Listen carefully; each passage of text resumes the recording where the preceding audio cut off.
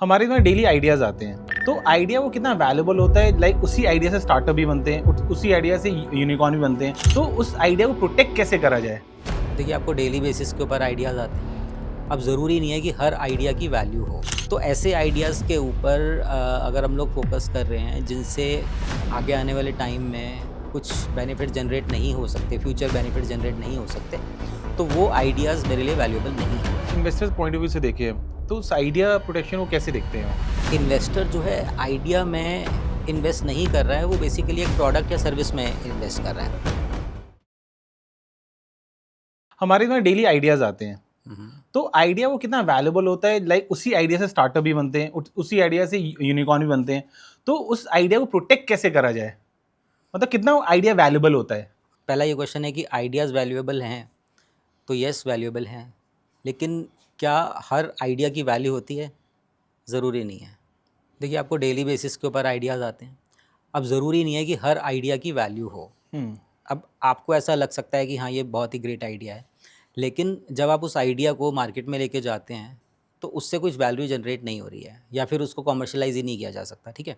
तो ऐसे आइडियाज़ के ऊपर अगर हम लोग फ़ोकस कर रहे हैं, जिनसे आगे आने वाले टाइम में कुछ बेनिफिट जनरेट नहीं हो सकते, फ्यूचर बेनिफिट जनरेट नहीं हो सकते, तो वो आइडियाज़ मेरे लिए वैल्यूएबल नहीं हैं। अब अगर बिज़नेस पर्सपेक्टिव से बात करें कि क्या आइडियाज़ वैल्यूएबल होते हैं, तो उसके लिए आप ऐसा समझिए कि 5 की पॉइंट हैं, जिनके बेसिस के ऊपर हम ये डिसाइड कर सकते हैं कि क्या ये आइडिया वैल्यूएबल होगा या नहीं होगा। उसमें जैसा कि मैंने सबसे पहले आपको बताया कि क्या जो आइडिया है उसको कॉमर्शियलाइज़ किया जा सकता है? क्या उससे कुछ बेनिफिट जनरेट किए जा सकते हैं? तो अगर किसी आइडिया को कॉमर्शियलाइज़ किया जा सकता है, उससे benefits in terms of money generate किए जा सकते हैं, तो वो आइडिया वैल्यूएबल है, क्योंकि यहाँ पर हम लोग बिज़नेस टर्म्स में बात कर रहे हैं, तो बिज़नेस मीन्स मनी, राइट? तो अगर आप उस आइडिया से एक अच्छा बिज़नेस नहीं बना पा रहे हैं, अच्छा मनी नहीं जनरेट कर पा रहे हैं, तो वो आइडिया वैल्यूएबल नहीं है, ओके। ठीक है? तो ये हमारा फर्स्ट पॉइंट हो गया। सेकंड इसके अंदर होता है कि क्या ये जो आइडिया है इसका मार्केट डिमांड है?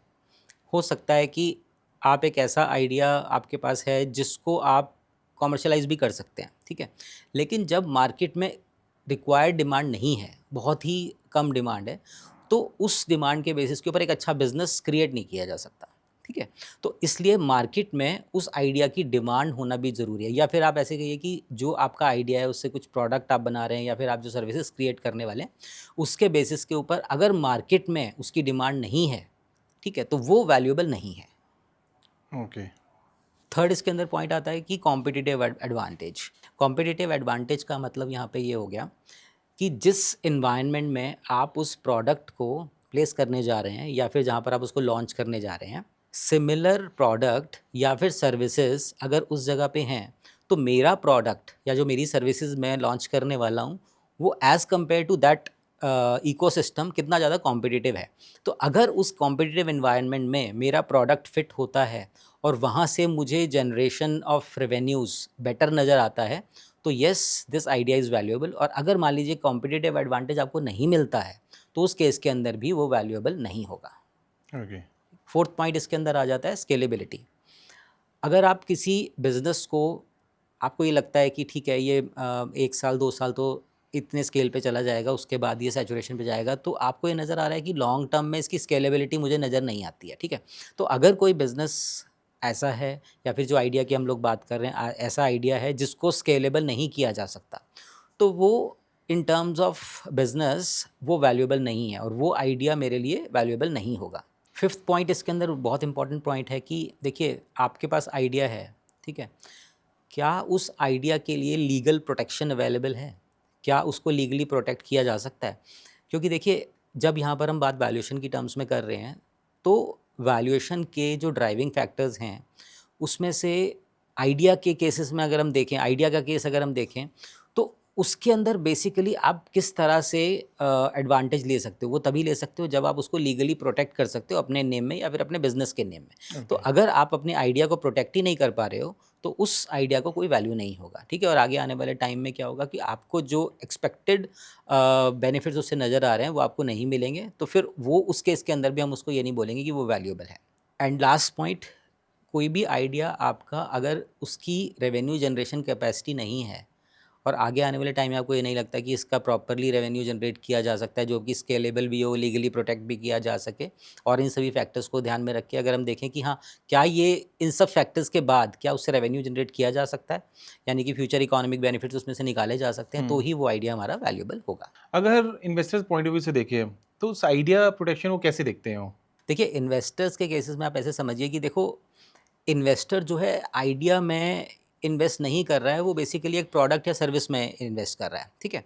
तो अगर मान लीजिए एक आइडिया या प्रोडक्ट ऐसा नहीं है जिसको, जैसे कि जो मैंने अभी फैक्टर्स आपको बताए कि उसको लीगली प्रोटेक्ट नहीं किया जा सकता है, अगर कॉमर्शियली वायबल मेरे को नज़र नहीं आ रहा है, ठीक है, उसकी स्केलेबिलिटी में इश्यूज नज़र आते हैं, या फिर उसकी रेवेन्यू जनरेशन कैपेसिटी उतना नहीं है, तो ऐसे केस के अंदर इन्वेस्टर थोड़ा सा बैकफुट पे रहेगा, और शायद उस केस के अंदर फिल्ट्रेशन क्राइटेरिया बहुत ज़्यादा होंगे उसके, ठीक है।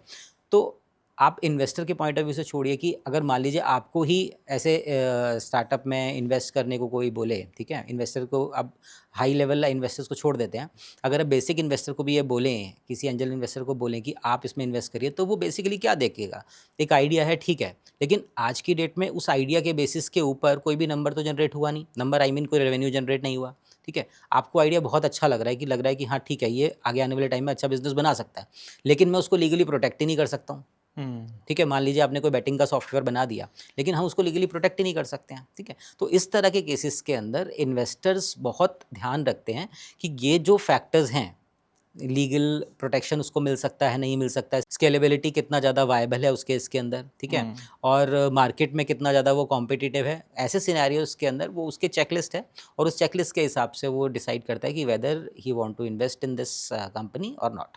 ओके।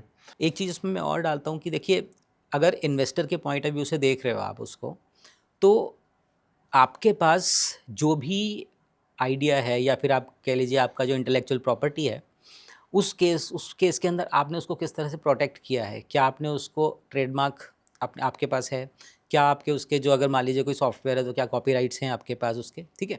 तो इन सब फैक्टर्स को वो ध्यान में रखेगा। ओके। ट्रेडमार्क्स, ब्रांड्स, पेटेंट्स, ये तो एक अलग साइड पे चला गया। अगर मान लीजिए कोई प्रोसेस ही है किसी बिजनेस के अंदर, एक ऐसा प्रोसेस है जो कि यूनिक है as compare to the competitive industry, ठीक है, तो वो भी एक तरह से आईपी की कैटेगरी में आ गया। तो इन्वेस्टर ये भी देखता है कि ठीक है, अगर आज की डेट में ये एक प्रोसेस इसका ऐसा है जो कि आगे आने वाले टाइम में इस बिज़नेस को बेनिफिट दे सकता है, ठीक है, तो उस केस के अंदर इन्वेस्टर उसको वैल्यूएबल मान के चलेगा, ठीक है, Okay. और उसके बेसिस के ऊपर वैल्यूएशन के बेनिफिट भी आपको ज़रूर मिलेंगे। तो फाउंडर्स अपने आइडियाज़ को कैसे प्रोटेक्ट करते हैं? देखिए, ऐसा है कि जब आप, ऐसा तो है नहीं कि आज आपके पास आइडिया आएगा और अगले दिन आप इन्वेस्टर के पास चले जाओगे, ठीक है, ऐसा तो नहीं होगा। अब होगा ये कि सपोज़ करिए कि आपको कोई प्रॉब्लम नज़र आती है मार्केट में, और उस प्रॉब्लम के बेसिस के ऊपर आपको लगता है कि हाँ, अगर मैं ये कर दूंगा, या फिर अगर इस तरह से ये स्टेप लिए जाएं, तो इस प्रॉब्लम को रिजॉल्व किया जा सकता है, ठीक है। तो बेसिकली आपको एक आइडिया आ गया, है ना। अब क्या होगा कि उस आइडिया से, और जब हम ये बात वैल्यूएशन तक कर रहे हैं, तो उसके बीच में बहुत सारे स्टेप्स होने वाले हैं, ठीक है। ओके। सबसे पहले देखिए, आपको अगर कोई आइडिया आया है तो मे बी आप कुछ रिसर्च करेंगे, ठीक है, आप रिसर्च करेंगे, आप गूगल करेंगे, आप चैट जीपीटी करेंगे, जो भी करेंगे, ठीक है। तो रिसर्च के बेसिस के ऊपर आप ये देखेंगे मार्केट में क्या अवेलेबल इन्फॉर्मेशन है। अब यहाँ पर क्या हो रहा है कि आज आप रिसर्च करना शुरू कर रहे हैं, तो आपके कुछ चेक पॉइंट्स निकल के आएंगे, ठीक है, आपका रिसर्च का कुछ आउटकम निकल के आएगा। ऐसा हो सकता है 1 हफ्ते बाद, 15 दिन बाद, 1 महीने बाद आपका कुछ उसके ऊपर कंक्लूजन निकल के आए, ठीक है। उस कंक्लूजन के बाद आपको लगेगा कि हाँ, ये आइडिया वायबल है, मुझे इसको लेकर के एक छोटा सा मैं MVP, मिनिमम वायबल प्रोडक्ट बना लेता हूँ, ठीक है। आपने एक वो MVP बनाया, ठीक है, उसके बाद उसको मार्केट में टेस्ट किया।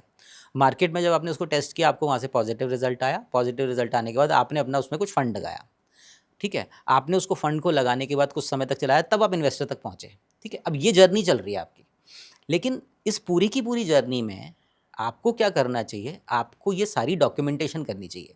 जनरली प्रॉब्लम क्या होती है कि जब आप इन्वेस्टर के सामने बैठ जाते हो जा करके, तो उस टाइम पे मेन प्रॉब्लम क्या होती है, डॉक्यूमेंटेशन ही मिसिंग है, ठीक है। Okay. तो जब आपकी जर्नी स्टार्ट हुई, तो जो आपने स्टेप्स लिए, कहीं ना कहीं वो भी एक तरह से आपके पास प्रोटेक्शन है, आपके पास एक लीगल प्रूफ है कि आपने ये रिसर्च किया। तो over a period of time अगर आपने वो डॉक्यूमेंटेशन किया है, तो आपको एक तो बहुत स्ट्रॉन्ग क्लैरिटी है। सेकंड चीज़ क्या कि वो एक एविडेंस की तरह यूटिलाइज होता है वैल्यूएशन में भी, और एविडेंस की तरह यूटिलाइजेशन होता है इन्वेस्टर के सामने भी, ओके। ठीक है। तो वो जो आपके स्टेप्स हैं, तो सबसे पहले डॉक्यूमेंटेशन होना बहुत ज़रूरी है। अगर एक वैलिड डॉक्यूमेंटेशन आपके पास है एक लेवल तक, मान लीजिए आपका एक रिसर्च 6 महीने तक चला, तो 6 महीने में आपको पता है कितना डॉक्यूमेंटेशन हो जाएगा, है ना? उसके बाद ऐसा हो सकता है कि आप लीगल प्रोटेक्शन के लिए जाएँ, मे बी कॉपीराइट्स के लिए जाएँ, मे बी ट्रेडमार्क्स के लिए जा रहे हैं, या फिर आप मे बी पेटेंट्स के लिए जा रहे हैं, ठीक है? तो वहाँ तक पहुँचने के लिए आपकी जो बीच में जर्नी है, उसके अंदर जो डॉक्यूमेंटेशन हुआ है, वो बहुत ही स्ट्रॉन्ग एविडेंस है, whether it is from the perspective of valuation और maybe from the investor side, Okay. ठीक है? तो ये एक एस्पेक्ट आपको समझना होगा। इसके बाद सेकंड चीज़ ये है कि देखिए, आपने वो सारा डॉक्यूमेंटेशन कर लिया, सारा डॉक्यूमेंटेशन करने के बाद आपको ये समझ में आ गया कि this is the final product as of now. आज की डेट में मेरा प्रोडक्ट ऐसा दिखता है, ऐसा मार्केट में जाके परफॉर्म करेगा, ऐसा बाकी सबका परसेप्शन होगा, इस तरह से मैं इन्वेस्टर के सामने प्रेजेंट करूँगा। ये सब आपके माइंड में है कि कॉमर्शियलाइजेशन कैसे होगा, स्केलेबिलिटी कैसे आएगी।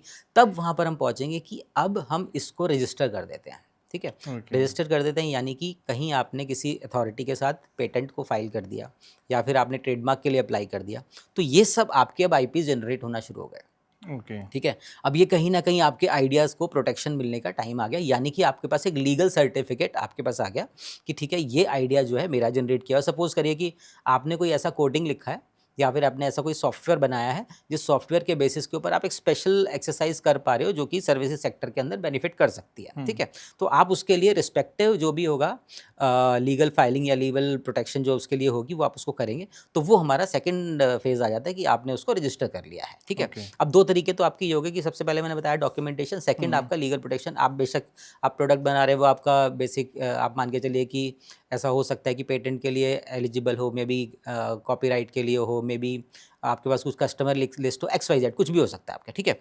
तो ये एक पर्सपेक्टिव हो गया। थर्ड नंबर पे इसमें आ जाता है, अब सपोज करिए कि मान लीजिए कुछ कस्टमर्स हैं, या फिर कुछ ऐसे पार्टीज़ हैं जिनके साथ आपको कुछ इन्फॉर्मेशन शेयर करनी है, तो उस केस के अंदर NDA भी साइन किया जाता है, that is non disclosure agreement. Okay. तो उस केस के अंदर हम क्या करते हैं कि NDA साइन कर लेते हैं। तो अगर मान लीजिए आपका कोई कंपनी है, या आपका कोई ऐसा आइडिया है जो आपको लगता है कि मुझे प्रोटेक्ट करना चाहिए, तो आपने अपना लीगल डॉक्यूमेंटेशन क्रिएट किया है, आपने फाइलिंग्स भी कर ली हैं, लेकिन आप जब भी कुछ डॉक्यूमेंटेशन या अपने डॉक्यूमेंट्स शेयर करने वाले हैं किसी अदर पार्टी से, जब आप यहाँ आपको लगता है कि आपका आइडिया कॉपी हो सकता है, तो वहाँ पर आप एक NDA साइन करते हैं, Okay. ठीक है? तो NDA कहीं काफ़ी हद तक आपको वहाँ पे प्रोटेक्ट करता है, तो वो भी एक प्रोटेक्शन का आपके पास सोर्स है। Okay. तो NDA हम क्या इन्वेस्टर साथ भी हम साइन कर सकते हैं? देखिए, this is very important question. Generally होता क्या है कि जब भी कोई स्टार्टअप फाउंडर इन्वेस्टर के पास जाता है, तो जनरली वो कोशिश करता है कि भाई मेरे साथ NDA साइन हो, लेकिन आप देखो कि वो प्रैक्टिकली फिजिबल नहीं है। Okay. आप ऐसे समझिए कि देखिए, जब आप इन्वेस्टर के सामने बैठे हैं, तो इन्वेस्टर तब तक इन्वेस्ट नहीं करेगा जब तक आपका in and out of the business उसको समझ में नहीं आएगा, ठीक है? अगर मान लीजिए आप NDA साइन कर लेते हैं उसके साथ, तो आपने तो कहीं ना कहीं उसको बाउंड कर दिया कि आप ये इन्फॉर्मेशन आप जान सकते हैं, ये इन्फॉर्मेशन नहीं जान सकते, ठीक है? इसमें आप ये कर सकते हैं कि कुछ स्टेप्स बना सकते हैं, ठीक है? Okay. कि स्टार्टिंग के अंदर आपको इतना पोर्शन इन्फॉर्मेशन मिलेगा, अब अगर मान लीजिए नेक्स्ट लेवल पे जाते हैं तो ये इन्फॉर्मेशन मिलेगा, तो इस तरह से आप इसको डिवाइड कर सकते हैं। लेकिन प्रैक्टिकली अगर मैं कहूँ क्या होता है, तो practically NDAs with investors generally चलता नहीं है, ठीक है? तो practically this is not actually possible. वो आइडिया शेयर कर दे कहीं और। देखिए नहीं ऐसा है, ऐसा होता है जैसे NDA हमने इन्वेस्टर को दिया कि ठीक है आप इसको साइन करो, बट वो पूरा आइडिया बाहर कहीं और शेयर नहीं कर सकते। वो जैसे आपने स्टेप बाय स्टेप बताया, हम कंप्लीट देते ठीक है ये पूरा इंक्लोजर है, आप पढ़ लो इसको, बट आपने जो अभी जो आइडिया मैं शेयर कर रहा हूँ मतलब वो बाहर शेयर ना हो। देखिए इसको प्रोटेक्ट करना ऑलमोस्ट इम्पॉसिबल है। अगर आप ये सोचो कि आपका आइडिया कॉपी नहीं हो सकता, तो देखो सबसे पहले तो यही माइंडसेट से बाहर आना है। देखो पहली बात तो ऐसा कोई आइडिया नहीं है जिसको आप सोच रहे हो दुनिया के दूसरे कोने में बैठ के कोई और नहीं सोच रहा है। देखो ऐसा तो होता नहीं है ना? तो हो क्या रहा है कि आप अपनी तरफ से कोशिश करिए कि आप अपने आइडिया में जब पब्लिक हों, यानी कि जब आप डिस्कस करना शुरू करें इन्वेस्टर्स के साथ, तब तक आप इतना आगे निकल जाएं कि वो जर्नी इतनी बड़ी दिखाई दे बाकी सबको कि वहाँ तक पहुँचने में सबको टाइम लगे, ठीक है? Okay. लेकिन आप मान के चलिए कि जिस जर्नी को करने में आपका शायद 1 या 2 साल लगे हैं, अगर वो प्रोडक्ट या सर्विस किसी इस्टेब्लिश्ड प्लेयर के सामने आ जाती है और उसको वहाँ तक पहुँचना है, तो वो जर्नी छोटी होगी उसकी, बिकॉज उसके पास रिसोर्सेज शायद ज़्यादा होंगे, ठीक है? तो स्टार्टअप के केस में क्या होता है ना, डू फास्ट और डाई फास्ट, राइट? या तो फटाफट आप कर लो या फिर आप आउट हो जाओ बिजनेस से, ठीक है। इतना टाइम देने की ज़रूरत नहीं है। तो आइडियाज़ के केसेस के अंदर अगर आप ये चाह रहे हो कि आपके आइडिया को प्रोटेक्ट किया जाए तो सबसे बेस्ट यही रहेगा कि जितनी स्पीड आप बना सकते हैं उतनी आप बनाइए, ठीक है। और ये जो चेक्स मैंने आपको बताई आप रखिए, ओके। ठीक है। लेकिन अगर आपके माइंड में ये है कि मैं कुछ ऐसा कर दूं कि मेरे आइडिया को 100% प्रोटेक्ट किया जा सके, तो that is not practically feasible, ठीक है, specially in case with investors. Okay. आपने किसी को, चलो आप प्रैक्टिकल वे में बात करते हैं, ठीक है। मान लीजिए आप एक स्टार्टअप है, ठीक है। आप स्टार्टअप होने के बाद आपने कहा कि मैंने तो अपना आइडिया प्रोटेक्ट किया, आपने एक एनडीए साइन किया किसी, मान लेते हैं XYZ किसी पार्टी से किया जो कि बहुत इस्टेब्लिश्ड है, जिसके पास फंड्स की भी प्रॉब्लम नहीं है। लेकिन अगर मान लीजिए आपका आइडिया आपको लगता है कि कॉपी हो गया, उस केस में क्या होगा? आप क्या करोगे? आप उसके अगेंस्ट लीगल केस फाइल करेंगे। लेकिन लीगल केस फाइल करने के बाद क्या होगा? ऑन ग्राउंड रियलिटी क्या है कि आप कब तक वो केस को फाइट कर पाएंगे, ठीक है। तो इसलिए क्या है, देखिए यहाँ पर आपको बहुत ही स्ट्रैटेजिकली चलना पड़ता है। स्ट्रैटेजिकली चलने का मतलब यहाँ पे है कि आपको किस पॉइंट तक जाना है, उसके बाद मार्केट में रिवील करना है। या फिर आपको, अगर मान लीजिए आप 4 या 5 आइडियाज़ पे एक साथ काम कर रहे हो, तो बेटर है कि थोड़ा बहुत आप बता सकते हैं लेकिन आप एक ही आइडिया पे काम करें तो पहले आप उस पर काम कर लो, ठीक है, उसके बाद उसको पब्लिक करो। तो इसमें आईपी कितना इफेक्ट करता है वैल्यूएशन के टाइम पे? देखिए आईपी बहुत ज़्यादा इम्पैक्ट करता है। देखिए जैसे कि वैल्यूएशन में हम लोग देखते हैं कि बहुत तरह के फैक्टर्स होते हैं। क्वांटिटेटिव फैक्टर्स भी हैं, क्वालिटेटिव फैक्टर्स भी हैं। क्वांटिटेटिव का मतलब हो गया नंबर्स की टर्म्स में बात कर रहे हैं, ठीक है। जब हम बात कर रहे हैं आइडिया की, तो ऑब्वियसली अभी यहाँ पे वो फाइट चल रही है कि रेवेन्यू नहीं जनरेट होने शुरू हुए, ठीक है। जब रेवेन्यू आने नहीं शुरू हुए तो हम सारा का सारा असेसमेंट ना अपनी गट फील से कह लो आप, या फिर अपने जजमेंट के बेसिस पे कह लो, या फिर जो मार्केट में हो रहा है उसके बेसिस के ऊपर एक कंपैरिजन से कर लेते हैं, ठीक है। ओके। तो वहाँ पर क्या हो रहा है कि जब आईपी को मैं वैल्यूएशन के पर्सपेक्टिव से देख रहा हूँ, तो मैं ये देखूंगा कि ये आइडिया कितने ज़्यादा चांसेस है कि ये रेप्लिकेट किया जा सकता है, ओके। कितने ज़्यादा चांसेस है कि इससे इनकम कितना जनरेट हो सकती है, ठीक है। क्या ये जो फाउंडर है जो ये क्लेम कर रहा है कि इससे इतने बेनिफिट जनरेट हो सकते हैं, क्या मार्केट में सिमिलर ऐसा पैटर्न कहीं है, ठीक है, क्या हम उसको वहाँ से इस्टेब्लिश कर सकते हैं, ठीक है। तो इस तरह के चेक्स के बेसिस के ऊपर हम लोग इसका वैल्यूएशन निकालते हैं, ठीक है। और जब हम क्वालिटेटिव फैक्टर्स के पॉइंट ऑफ व्यू से असेसमेंट करते हैं तो बहुत सारे मॉडल्स ऐसे हैं जिसके अंदर इसकी एडजस्टमेंट्स होती हैं। For example score card model. अब उसमें क्या हो जाता है कि आपका आईपी का भी एक परसेंटेज वेटेज रहता है, ठीक है। अगर आपने आईपी को फाइल किया है, सपोज करिए उसमें वेटेज 10% है, अगर आपने आईपी को फाइल किया तो आपको डायरेक्ट 10% मिलता है उसके अंदर। और अगर आपने आईपी को फाइल नहीं किया है तो सीधा 0 हो जाएगा। अगर मान लीजिए उस स्टार्टअप की वैल्यूएशन आपकी 10 करोड़ आने वाली थी, और अगर मान लीजिए 10% में उसका हटा दूं तो वैल्यूएशन 9 करोड़ रुपए रह जाएगी, ओके। ठीक है। तो यानी कि सीधा 1 करोड़ रुपए का डिफरेंस आएगा, ओके। तो अब आपके लिए वो 1 करोड़ रुपया बहुत इंपॉर्टेंट है, रीज़न बीइंग आज की डेट में कंपनी की जो स्टार्टअप की वैल्यू 10 करोड़ रुपए है, ठीक है। तो यहाँ पर क्या होगा कि वैल्यूएशन में ये छोटे छोटे छोटे एडजस्टमेंट्स करते करते क्या होगा कि वैल्यूएशन आपकी बहुत नीचे आ जाएगी, ओके। ठीक है। तो इसलिए आईपी को कितना आपने प्रोटेक्ट करके रखा है, कितना ज़्यादा डॉक्यूमेंटेशन आपकी स्ट्रॉन्ग है, क्योंकि देखिए जब वैल्यूएशन हो रही है ना, तो वैल्यूएशन के अंदर एविडेंसेस के बेसिस के ऊपर वैल्यूएशन हो रही है, ठीक है। तो जो मुझे डॉक्यूमेंट्स में नज़र आ रहा है, जिसको मैं फाइल्स में रख सकता हूँ, जिसको मैं प्रॉपर्ली डॉक्यूमेंट कर सकता हूँ, उसी के बेस के ऊपर मैं नंबर असाइन करूँगा वैल्यूएशन में, ठीक है। तो जो आप मेरे को इनपुट्स दोगे उसके बेसिस के ऊपर मुझे ये भी देखना, आप एक तरीका तो ये तो आपने बोला कि मेरे नंबर्स इस तरह से आएंगे, ये अभी 10 आएगा, फिर 15 आएगा, फिर 20 आएगा, आपने फ्लैट नंबर दे दिए। दूसरा आपने क्या किया, आपने मुझे प्रॉपर डॉक्यूमेंट्स दिए कि हम तो ये 1 साल से एक्सरसाइज कर रहे हैं और ये हमारे स्टेप्स थे, ये आप डॉक्यूमेंटेशन देखो।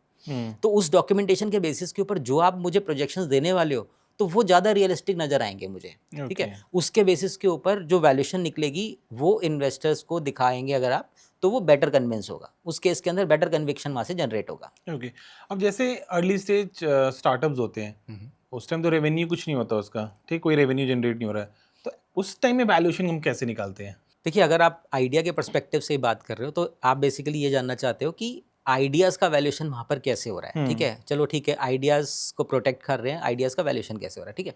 तो देखिए जैसे बाकी मेथडोलॉजीज़ लगती हैं आइडियाज़ के जो वैल्यूएशन के लिए, उसी तरह से आप देखिए कि बेशक आप इनकम अप्रोच में चले जाएँ, मार्केट अप्रोच में चले जाएँ, या फिर कॉस्ट अप्रोच में चले जाएँ, इन सब अप्रोचेस को लगा के जैसे बाकी केसेस के अंदर हम वैल्यूएशन करते हैं, वैसे आइडियाज़ के केसेस के अंदर भी हम वैल्यूएशन कर लेते हैं, ठीक है। ओके। उसके अंदर देखिए अब इसमें कोई नंबर तो हमारे पास है नहीं, है ना। तो जो भी मैंने आपको स्टेप्स बताए कि हाँ डॉक्यूमेंटेशन हो रखा है, लीगल प्रोटेक्शन प्रॉपर मिलता है मुझे उस केस के अंदर, ठीक है, स्केलेबिलिटी मुझे नज़र आती है, मार्केट में कॉम्पिटिटिवनेस भी नज़र आती है, तो उन सब फैक्टर्स के बेसिस के ऊपर जो आप मुझे प्रोजेक्शंस देने वाले हैं या जो अजम्पशंस आप देने वाले हैं, मैं उन अजम्पशंस और उन नंबर्स को चेक करूंगा विद योर इनपुट्स, ठीक है। उस बेसिस के ऊपर अगर मुझे लगेगा कि आपके नंबर्स जो आप कह रहे हो और जो आपकी डॉक्यूमेंटेशन बोल रही है अगर दे आर अलाइनिंग, तो उस केस के अंदर तो मैं उन्हीं नंबर्स के बेसिस के ऊपर वैल्यूएशन करूंगा। तो ऐसा हो सकता है मैं उसमें इनकम अप्रोच में कोई मेथड लगा दूँ बेसिकली मैं उसमें DCF मेथड लगा दूँ, DCF में अंदर जाने के बाद में भी ऐसा हो सकता है मैं फर्स्ट शिकागो लगा दूँ, ठीक है। तो मेथडोलॉजीज तो बात की बात है, सबसे पहली बात है कि उसमें से इनपुट्स क्या जनरेट हो रही हैं। आपके पास एक आइडिया है, उस आइडिया के बेसिस के ऊपर आज की डेट में कुछ भी जनरेट नहीं हुआ, वो जनरेट होगा, लेकिन जो जनरेट होगा उसकी प्रोबेबिलिटी डिपेंड करेगी आपके एविडेंस कितना स्ट्रॉन्ग है। अब ऐसा हो सकता है कि आप कहते हो कि आज की डेट में रेवेन्यू जो है मेरे मान लीजिए 0 है, अगले साल मेरे 10 करोड़ होने वाले हैं, लेकिन आपका जो प्रोडक्ट है मार्केट अगर देखी जाए उसकी टोटल प्रोडक्ट मार्केट ही ऐसा हो सकता है कि टोटल 20 करोड़ की हो। ओके। तो क्या आप 20 करोड़ में से सीधा 10 करोड़ उठा लेंगे आप नेक्स्ट ईयर में? That is not possible, Exactly. ठीक है। तो उस केस के अंदर क्या होता है कि हम मार्केट में भी टेस्ट करेंगे, आप स्केलेबिलिटी भी चेक करोगे, ठीक है, और आप उसको बाकी सभी फैक्टर्स के ऊपर इवैल्यूएट करके देखोगे कि वेदर इट इज़ पॉसिबल और नॉट। तो उसके बाद आइडिया का वैल्यूएशन यहाँ पे होगा। देखो आइडिया का valuation is not that much simple कि आपने ठीक है एक DCF लगा दिया या फिर आपने 4 नंबर्स को मल्टीप्लाई करके एक्सेल लगाया, वैसा नहीं होगा। इसके अंदर जो मेजर फैक्टर है वो होगा क्वालिटेटिव फैक्टर, और उसके चेकलिस्ट बहुत बड़ी है, ओके। ठीक है। तो उसके अंदर देखिए जब किसी एक मैच्योर कंपनी का वैल्यूएशन होता है ना, तो मैं आपके आज के नंबर मांगूंगा, मे बी 2-3 साल की बैलेंस शीट पीछे की मांग लूँगा, आपका फ्यूचर प्रोजेक्शन, तो उधर ज़्यादा फाइट नहीं है। फाइट कहाँ पर ज़्यादा है कि जब कुछ है ही नहीं नंबर, तो मैं पिछले 6 महीने की या 1 साल की जो आपकी जर्नी है बहुत माइन्यूट बेसिस के ऊपर या फिर बहुत ही डिटेल्ड लेवल के ऊपर मैं आपकी पूरी की पूरी जर्नी को स्कैन करूँगा, ठीक है। मैं फाउंडर के पर्सपेक्टिव से भी देखूंगा उसका एक्सपीरियंस क्या है, उसका क्वालिफिकेशन क्या है, उसका टेक्निकल एक्सपीरियंस क्या है, उन सब बेसिस के ऊपर प्लस जो आपका आइडिया है, ठीक है, जो मैंने आइडिया के आपको क्राइटेरिया बताया कि क्या आप उसको प्रॉपरली प्रोटेक्ट करके चल रहे हैं। तो ओवरऑल जो भी फैक्टर्स निकल के आएंगे वो सारे आप मान के चलो मेजॉरिटी ऑफ द फैक्टर लगभग 80-90% जो फैक्टर्स होंगे वो आपके क्वांटिटेटिव ना होकर के क्वालिटेटिव होंगे। तो उस बेस पे असेसमेंट होगा और वो असेसमेंट आप मान के चलिए काफ़ी ज़्यादा कॉम्प्लेक्स होता है, it's not that much simple. Okay. तो इस पूरे सिनेरियो में फाउंडर सबसे ज़्यादा मिस्टेक क्या करते हैं? फर्स्ट मिस्टेक क्या हो जाती है कि आप अपना आइडिया जो है पब्लिकली शेयर कर लेते हैं, ठीक है। पब्लिकली शेयर करने का मतलब ये है कि आप अपने फ्रेंड्स के साथ प्रॉपर आपने रिसर्च अभी किया नहीं है, अभी प्रॉपर कोई डॉक्यूमेंटेशन आपने बनाया नहीं है, ठीक है, आपने आइडिया शेयर कर लिया। मे बी ऐसा हो सकता है कि आपके लेवल के ऊपर ही बहुत सारे लोग आज भी आइडिया ढूंढ रहे हैं और आपसे पहले उसने अपना आपका आइडिया उठाया और उसने प्रोडक्ट बना दिया, ठीक है। तो सबसे पहली बात तो है पब्लिकली आप उसको शेयर करने से स्टार्टिंग में मुझे लगता है कि रिसर्च ज़्यादा हो और जब तक आप उसके अंदर किसी एक लेवल तक ना पहुंच जाएं उसको आपको पब्लिकली एडवर्टाइज नहीं करना चाहिए, ओके। ठीक है। ये तो पहला स्टेप हो गया। सेकंड क्या होता है कि जब फाउंडर्स या स्टार्टअप्स इस जर्नी में जाते हैं ना, तो वो इतना ज़्यादा इंडल्ज हो जाते हैं इसके अंदर कि वो भूल जाते हैं कि लीगल प्रोटेक्शन भी कोई चीज़ होती है और रजिस्ट्रेशन भी करना होता है आईपीज़ का। तो वो जो रजिस्ट्रेशन वाला प्रोसेस है कहीं न कहीं उनके माइंड से स्किप हो जाता है। अब होता है क्या कि जब वो हमारे पास पहुँचते हैं तो हम उनसे पूछते हैं कि क्या आपने कहीं आईपी रजिस्टर किया है? तो वो कहते हैं अभी नहीं किया है, ठीक है। लेकिन अब उस पॉइंट ऑफ टाइम पे क्या है कि इन्वेस्टर के सामने बैठे हैं आप, ठीक है। आप वैल्यूएशन के लिए मेरे पास आए हैं। अब इन्वेस्टर भी देखता है कि ठीक है आपने आज की डेट में रजिस्टर किया है, तो उस पॉइंट ऑफ टाइम पे मैं उसको वैल्यूएशन में बेनिफिट नहीं दे पाऊँगा। ओके। क्योंकि आपने आज उसको रजिस्टर किया है। अगर किया है तो मे बी आगे फ्यूचर के नंबर्स के अंदर शायद मैं उसको कर सकूँ। लेकिन अगर आपने मान लीजिए इन्वेस्टर के साथ बैठने से 3 महीने पहले, 2 महीने पहले ऑलरेडी उसको रजिस्टर कर दिया है, ठीक है, तो शायद स्टोरी डिफरेंट होगी, ठीक है। उस केस के अंदर कन्विक्शन इन्वेस्टर को बेटर आएगा, तो वो आपकी बेटर चॉइस होगी। उस केस के अंदर आपको जो वैल्यूएशन से रिजल्ट निकल के आएंगे वो बेटर निकल के आएंगे। ओके। थर्ड जो मिस्टेक करते हैं कि जो मिस्टेक मैंने देखा है कि लगभग 90% से ऊपर फाउंडर्स करते हैं, जब हम उनसे मान लीजिए पेटेंट भी फाइल कर दिया, ठीक है, पेटेंट भी फाइल किया है, लेकिन वो डॉक्यूमेंटेशन नहीं है पीछे की ओके। कि आप इस जर्नी में यहाँ से यहाँ तक कैसे आए। एक चीज़ हमें समझना बहुत ज़रूरी है कि जब एक आइडिया की बात चल रही है ना यहाँ पे, तो आपके पास स्ट्रॉन्ग एविडेंस नहीं है, अगर हिंदी में बोले ठोस सबूत नहीं है, ठीक है। तो अगर आपके पास स्ट्रॉन्ग एविडेंस नहीं है, आपने एक फाइल कर दिया है जस्ट पेटेंट, उससे पहले की हिस्ट्री इन्वेस्टर ज़रूर जानेगा कि कहाँ से आया आपके पास ये आइडिया, ठीक है, क्या किया आपने इस आइडिया के लिए, कितने लोगों से बात किया है, ठीक है, ये आइडिया कहाँ कहाँ शेयर हुआ है, ठीक है। तो वो जो डॉक्यूमेंटेशन है वो होना बहुत ज़रूरी है। तो अगर वो डॉक्यूमेंटेशन नहीं हो रही है तो ये एक बहुत बड़ी मिस्टेक आप कर रहे हो। फोर्थ नंबर पे आता है, देखिए ठीक है, अब आप कहोगे कि ठीक है हमने तो डॉक्यूमेंटेशन किया है, अब डॉक्यूमेंटेशन कैसे हुआ है कि 4 लाइन आपने एक पेज पे लिखा है, 4 लाइन दूसरे पेज पे लिखा है, कहीं आपने 2 फाइल सेव की हैं, कहीं आपने 4 फाइल सेव की हैं। अब उसमें क्या है कि वो डॉक्यूमेंटेशन बहुत ही पुअर है। पुअर क्या मतलब है कि आप किसी के सामने रख भी देंगे तो उसको समझ में नहीं आएगा कि आपने क्या किया है। बेटर ये रहेगा कि सपोज़ करिए कि आप एक रिसर्च के प्रोसेस में हैं और आप एक स्टार्टअप की तरफ जा रहे हैं, तो देखो सीरियसनेस तो ज़रूरी है ना? Okay. तो उस पॉइंट ऑफ टाइम पे ज़रूरी है कि आपने जो भी किया है पूरे वीक में, at least end of the week आप बैठ कर के ये कंक्लूड करें कि इस पूरे वीक में ये मेरी रिसर्च थी, इससे मेरा ये आउटकम आया, as compare to previous week मैं कहाँ आगे आया हूँ। तो अगर आप इस वे में वीकली अपना प्रोग्रेस मॉनिटर करेंगे, तो 6 महीने बाद या साल बाद भी जब आपका प्रोडक्ट रेडी होगा, तो आपकी एक जर्नी नज़र आएगी।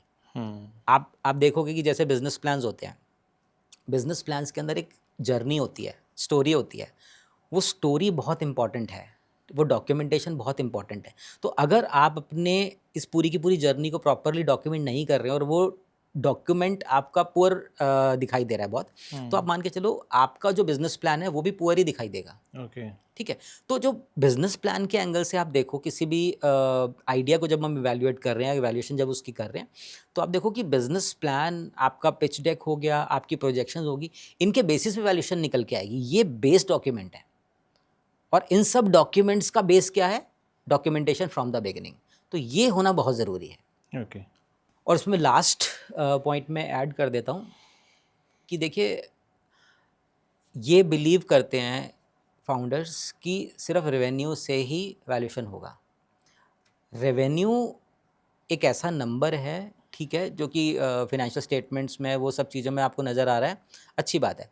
लेकिन जब आप वैल्यूएशन के पर्सपेक्टिव पे देखोगे, तो जितना इम्पोर्टेंस रेवेन्यू के नंबर्स का है, उससे ज़्यादा इम्पोर्टेंस होगा कि वो रेवेन्यू जनरेट करने के लिए स्टोरी क्या बनी थी, ठीक है। Okay. स्टोरी स्टार्ट कहाँ से हुई थी और किस तरह से आपने वो स्टेप्स लिए थे, ताकि आप इस जो प्रेजेंट आपका रेवेन्यू आप उसको जस्टिफाई कर सकें। अगर मान लीजिए आज आपका आइडिया और अब आपके रेवेन्यू नहीं है, तो जो नेक्स्ट ईयर में आप रेवेन्यू प्रोजेक्ट करके दिखा रहे हैं, ठीक है, तो वो रेवेन्यू अभी आया नहीं है, ठीक है। तो जो स्टोरी आपकी है वो ज़्यादा इंपॉर्टेंट है। तो आप रेवेन्यू पे फोकस इतना मत करो, आप अपनी स्टोरी पे फोकस करो, आप अपने आइडिया पे फोकस करो, आप अपने आइडिया की लीगल प्रोटेक्शन के ऊपर फोकस करो, और आप ये देखो कि ओवरऑल सिनेरियो के अंदर क्या ये सब चीज़ें अलाइन होती हैं। अगर ये Okay. सब चीज़ें अलाइन होती हैं तो आपको एक बहुत स्ट्रॉन्ग वैल्यूएशन मिल सकती है। Okay, thank you so much. I hope you enjoyed the show. For more information, please visit our website purevalleyglobal.com and keep watching Pure Valley Talks. Thank you so much.